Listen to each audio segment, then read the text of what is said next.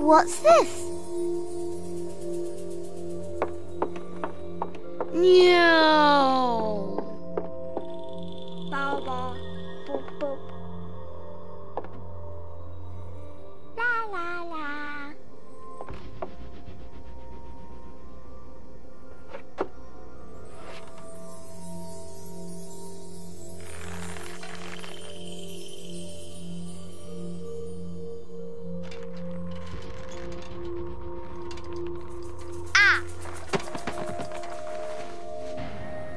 Ooh.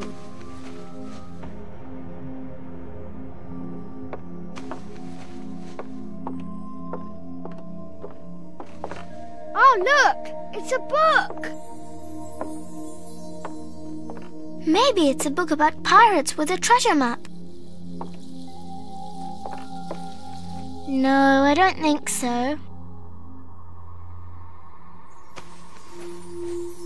I wish that I had seen through all your lies. Oh, start from the beginning, not the middle.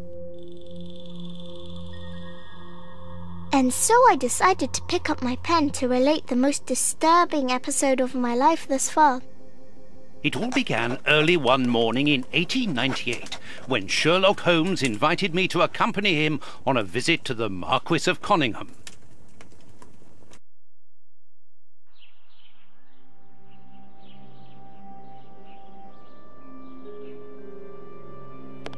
Watson, my dear fellow, we can now go and inform the Marquis that we have found the Samoan necklace, and very much faster than Inspector Baines, too, which pleases me. Have you really solved the theft, Holmes? And so quickly? I have indeed, Watson, and believe me, it was completely unnecessary to spread out all over London, as our friend Baines thought was best. He likes to boast that his methods are equal to mine, but once again the outcome has contradicted him. After all these years of accompanying you upon your investigations, I thought that by now I should be reasonably capable of following your train of thought. But in this particular case, I must admit that I don't understand anything at all. Ah, you see, but you do not observe, Watson. There lies the difference. It is a matter of course. A matter of course?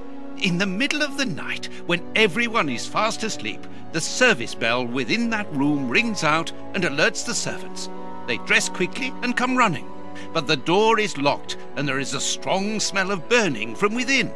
A few seconds later, the master of the house himself, the robbed Marchioness's husband, the Marquis of Conyngham, arrives and unlocks the door using the sole key.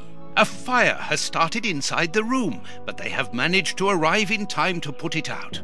It is at that moment that the Marquis realizes that the famous Samoan necklace, which had been safe within its glass cabinet only a few hours earlier, has now disappeared. In order to explain, let us confirm my theory before the arrival of Inspector Baines.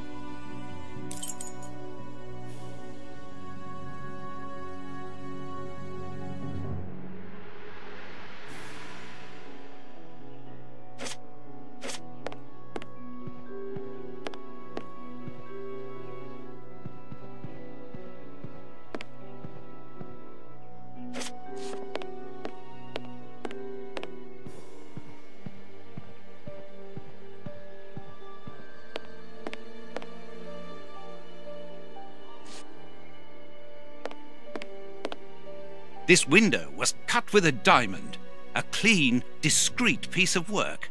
This is where the necklace was. See how tiny the hole is, and not one fingerprint upon the window.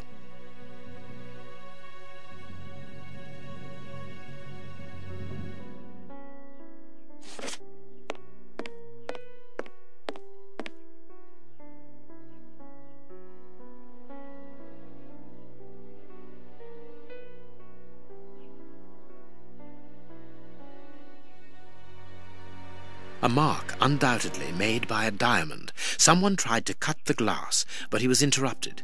Therefore, the thief tried to escape through the window, but he was interrupted.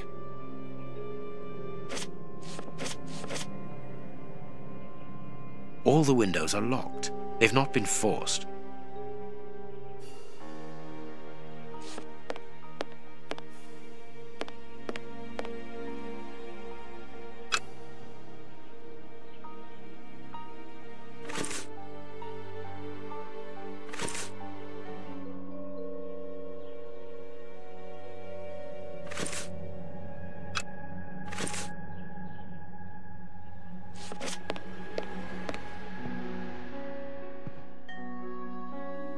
Let us examine the crumpled scores that have fallen off the piano. Nothing of interest here. These sooty prints were left by a tiny hand. I don't understand why these music scores are covered with soot.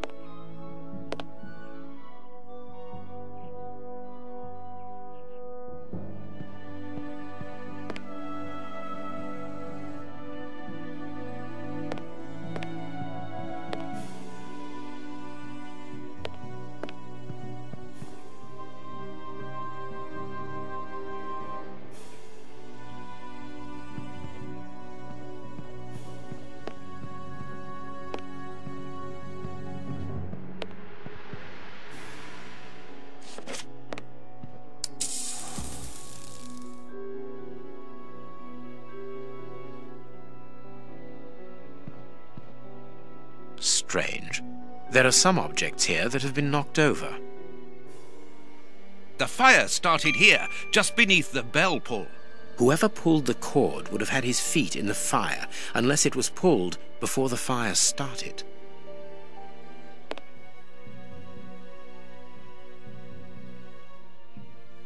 Footprints. You are not going to get on your knees to examine them. There is no need. It is soot. The servants must have trodden in it while they were putting out the fire.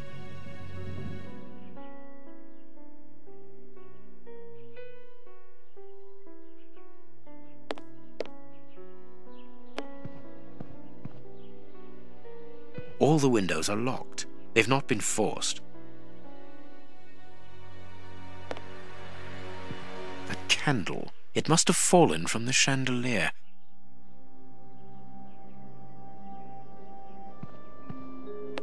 All the windows are locked. They've not been forced.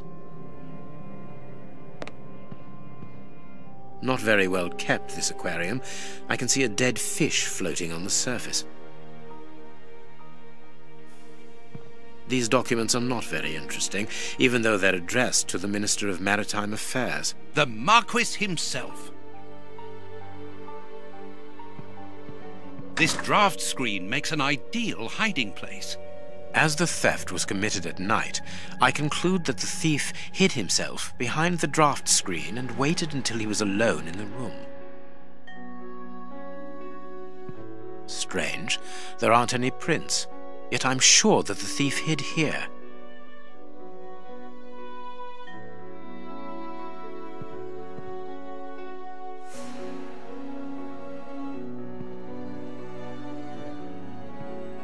When the servants arrived at the door, having been alerted by the bell, they saw evidence of the theft and the fire, but they didn't see the thief. This door is very hard to force. The Marquis is the only person to have the key. The thief could not get out through here until eventually, when the door was opened by the servants. What do you think, Holmes? Let us search the room before the police get here. We might throw some light onto all this.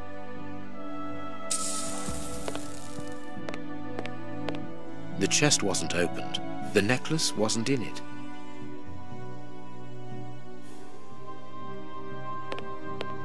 Heading towards his chosen escape route, probably the window, the thief knocked over the stool, which then caught fire. But why didn't he try to put the fire out at once? Ah, Mr. Holmes, you're already here. Good morning, Inspector. You've arrived just in time. Scotland Yard arrives like the cavalry, always in the nick of time. Ah, but I know that satisfied expression, Mr. Holmes. Have you already solved the case? It's possible. We have retraced the thief's rather unusual footsteps. He is a true acrobat. But what I cannot understand is that when the servants entered the room, there was no one to be seen. An acrobat, perhaps, but an invisible one? I do not think so. The only explanation is that the thief escaped before the servants arrived. I don't know how, but there is no other way. Half a point for the doctor, nil for the inspector. I am pleased to see that you find the situation amusing, Mr. Holmes. Very well, then. Explain. Dr. Watson was correct when he mentioned acrobatics, but he is mistaken about the nature of the acrobat. As for you, Baines, you're quite incorrect, as the thief was in the room when the servants entered. Explain, for heaven's sake, Mr. Holmes. Watson, how could a thief be missed in the middle of 8 men? I don't know. Because he is very small?